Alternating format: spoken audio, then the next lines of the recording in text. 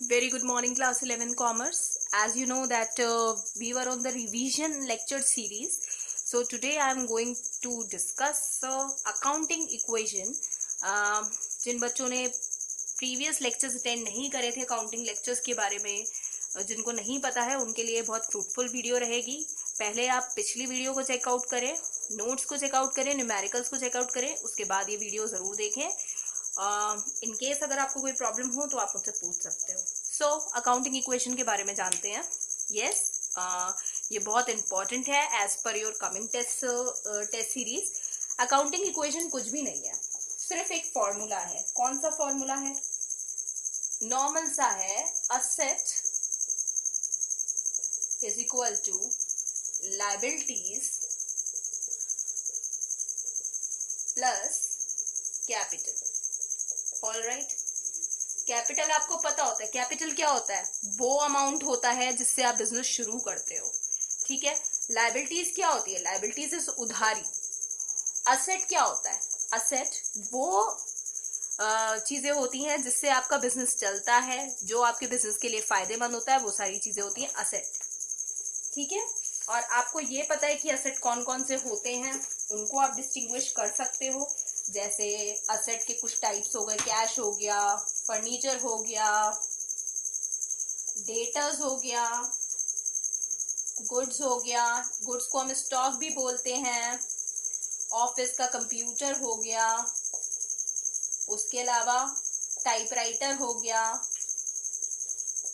Machinery हो गई. ये सब क्या हो गया आपके लिए? ये सब आपके लिए हो गए असेट. ठीक है. साथ में इसके साथ साथ आपको प्रीपेड एक्सपेंसेस भी आगे मिलेंगे. प्रीपेड एक्सपेंसेस का मतलब क्या होता है? वो एक्सपेंसेस होते हैं जो कि आपको खर्चा बाद में करना होता है, लेकिन आप पहले ही उसका पेमेंट कर देते हो. जैसे मंथ का रेंट है, आपने इस महीने का पे करा है, साथ साथ अगले महीने का भी पे कर दिया है, तो ये प्रीपेड एक्सपेंस हो गए. ये भी आपके लिए असेट होता है. लायबिलिटीज उधारी. क्रेडिटर्स हो गए, लोन्स हो गए, शॉर्ट टर्म या लॉन्ग टर्म लोन्स हो गए हैं. ये क्या हो गई? ये सब आपके लिए लायबिलिटीज हो गई. और जैसे प्रीपेड एक्सपेंसेस आपके यहाँ पे आ रहे हैं, इधर आएगा आउटस्टैंडिंग एक्सपेंसेस. ये ओएस जो लिखा है ये आउटस्टैंडिंग एक्सपेंसेस होते हैं. जैसे इस महीने का जो रेंट पे करना था आपने किया नहीं है, जो आपका रह गया है पे करने का, वो कहलाया जाता है आउटस्टैंडिंग. ओके. कैपिटल आपको पता है. कैपिटल में क्या क्या चीजें आएंगी? जो कैपिटल पूंजी होती है जिससे आपका बिजनेस चलता है, बिजनेस शुरू किया जाता है. कैपिटल में अगर आपका कैपिटल में कौन कौन सी चीजें आती है कि इंटरेस्ट हो रहा है, कमीशन हो रहा है, ये सारी चीजें आपकी कैपिटल में आएंगी. तो आई होप अगर कोई भी आपसे अकाउंटिंग इक्वेशन के बारे में पूछेगा तो आप सिंपली बता सकते हो कि अकाउंटिंग इक्वेशन कुछ भी नहीं है. It is asset is equal to liabilities plus capital. Asset ये सारे हो जाते हैं, लायबिलिटीज ये सारे हो जाते हैं, और कैपिटल ये सारे हो जाते हैं. अब आप लोगों ने बेसिक अकाउंटिंग इक्वेशन के बारे में समझ लिया कि अकाउंटिंग इक्वेशन एक फॉर्मूला है जिसपे सारा क्वेश्चन होता है. लेकिन ये फॉर्मूला बनाया क्यों गया है? मैंने आपको बताया था कि जो हमारा पूरी अकाउंटिंग होती है वो डुअल एस्पेक्ट पे चलती है. डुअल एस्पेक्ट मतलब कोई भी जो ट्रांजेक्शन होगा उसका इम्पैक्ट दो जगह पड़ेगा.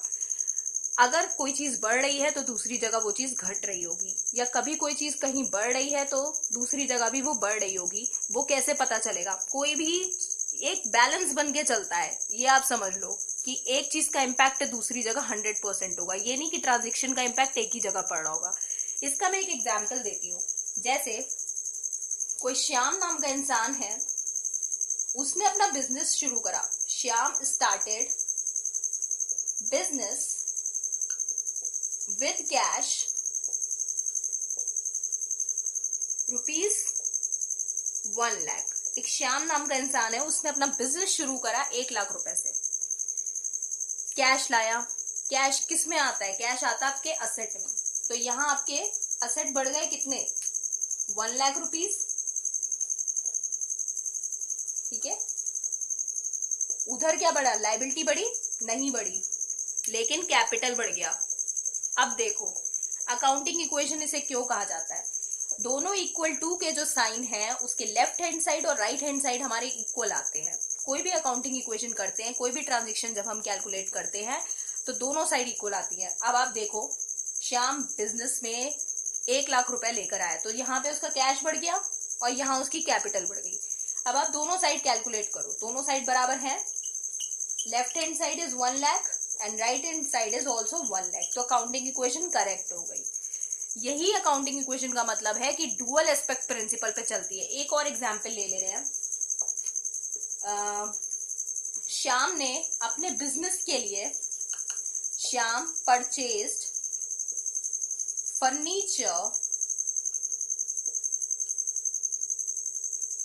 For business for cash at ₹50,000। ठीक है, श्याम अपने बिजनेस में आया और बिजनेस के लिए उसने फर्नीचर खरीदा कैश देकर, फर्नीचर खरीदा कैश देकर। तो आपको पता है कैश भी आपका असेट होता है, फर्नीचर भी आपका असेट होता है। ठीक है, लायबिलिटी आपकी कुछ है नहीं है, कैपिटल अभी कुछ नहीं पता। अब देखते हैं क्या बढ़ रहा है क्या घट रहा है। श्याम ने फर्नीचर खरीदा कैश देकर, तो कैश आपके पास से कम हो गया 50,000, फर्नीचर बढ़ गया तो इसीलिए आपने प्लस का साइन लगाया। माइनस का साइन दिखाता है कि कम हो रहा है, प्लस का साइन ये दिखाता है कि बढ़ रहा है। फर्नीचर आपका बढ़ रहा है कितने से, 50,000 से, कि आपके पास 50,000 रुपए का फर्नीचर है। लायबिलिटी कोई बड़ी नहीं, कोई उधारी नहीं, हमने कैश से काम करा, कैपिटल कोई बड़ा नहीं। अब देखते हैं ऊपर के ट्रांजेक्शन। ऊपर के ट्रांजेक्शन कैसे कैलकुलेट करो। कैश हमारे पास ऑलरेडी 1 लाख रुपए था, अब कितना हो गया, -50,000, तो नया कैश कितना हो गया अब आपके पास, नया कैश हो गया अब आपके पास 50,000। पहले 1 लाख रुपए थे आपके पास कैश में, 50,000 रुपए का उसमें से फर्नीचर खरीद लिया है, तो अब आपके पास कितना बचा, दैट इज 50,000। अब यहाँ पर आपके पास फर्नीचर कितना है, फर्नीचर आपके पास ऑलरेडी 50,000 है।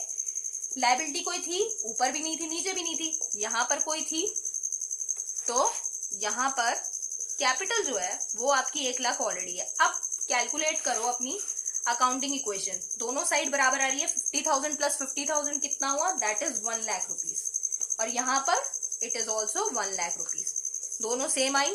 यही होती है अकाउंटिंग इक्वेशन कि कोई भी ट्रांजेक्शन आप कर रहे हो उसका इम्पैक्ट दो जगह पड़ रहा है और दोनों साइड आपकी बराबर आ रही है। बस यही चीज आपको ध्यान में रखनी है और इसी के साथ आपको आगे बढ़ना है। Okay students, now I'm going to explain you how you are going to do numericals of accounting equation. Okay, so इस तरीके से कुछ questions आपको दे रखे होंगे। Normally मैं क्वेश्चन नंबर 2 अटेम्प्ट करने वाली हूँ, तो इसमें आपको क्या करना है, फॉर्मेट बनाना है। फॉर्मेट किस तरीके का होगा, format will look like this.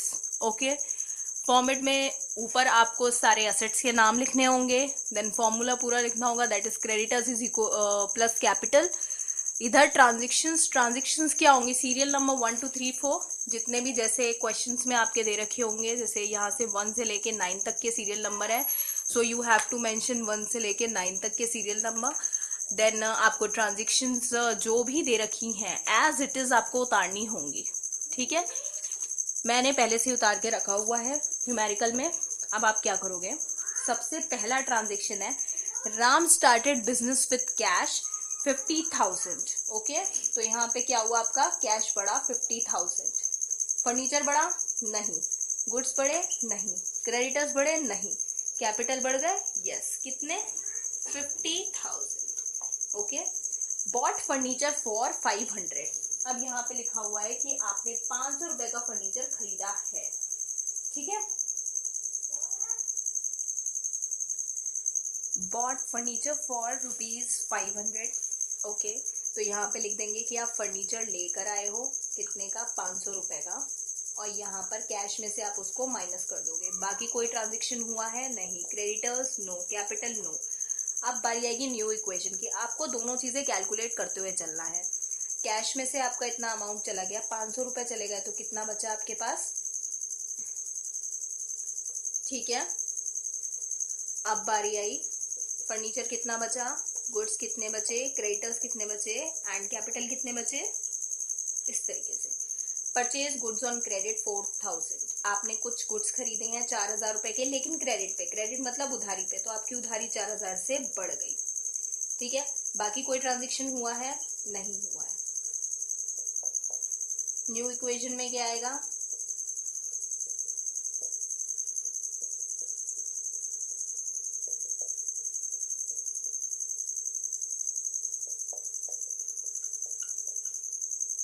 Sold goods on cash cost ₹500 for 700। आपने 500 रुपए का सामान जो था वो आपने 700 रुपए में बेच दिया, वो भी कैश में, तो 200 का प्रॉफिट हुआ है। सबसे पहले प्रॉफिट ऐड कर दो कैपिटल में।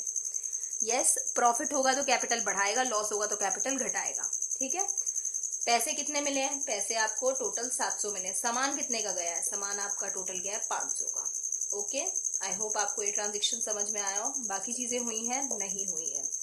अगेन आप यहाँ पर ट्रांजेक्शन फॉलो अप कर सकते हो कि क्या क्या हुआ है।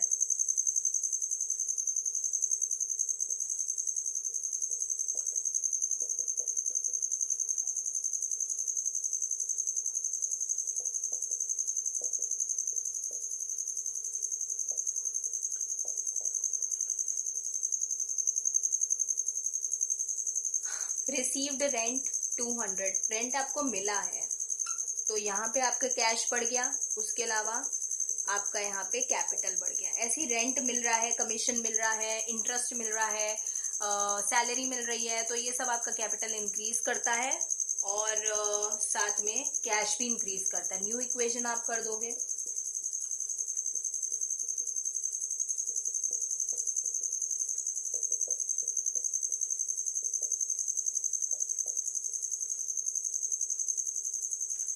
Next one is purchased goods for cash 1000। Okay, आपने कैश देकर गुड्स खरीदे हैं, तो पैसा आपके पास से गया है और गुड्स आपके पास बड़े हैं। कितने? 1000 रुपए के। ठीक है, तो यहाँ पर कितना आया है?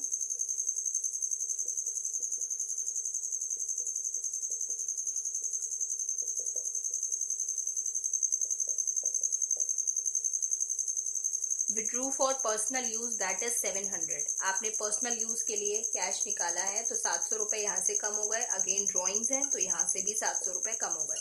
सी what you have to focus कि कौन सी चीज़ का इम्पैक्ट कहाँ पड़ता है। जैसे इंटरेस्ट मिल रहा है, कैपिटल मिल रहा है, इंटरेस्ट और कमीशन, सैलरी, रेंट रिसीव्ड हो रही है, प्रॉफिट हो रहा है, तो वो कैपिटल में बढ़ेगा, साथ में कैश में बढ़ेगा। इसी के ऑपोजिट अगर लॉस हो रहा है और इंटरेस्ट आप दे रहे हो, रेंट आप दे रहे हो, सैलरी आप दे रहे हो, तो कैश कम होगा, कैपिटल भी कम होगा। ठीक है,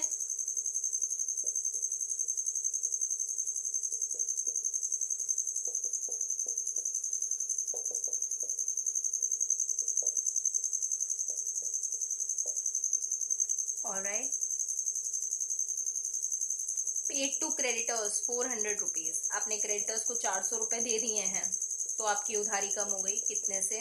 400 से। ठीक है,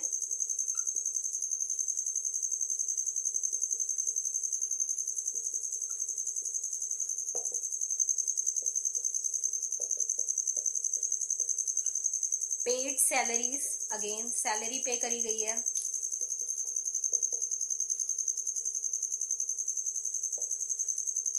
मैंने आपको पहले ही बताया था कि इसका इम्पैक्ट क्या पड़ेगा, दोनों तरफ से डिक्रीज हो जाएगा।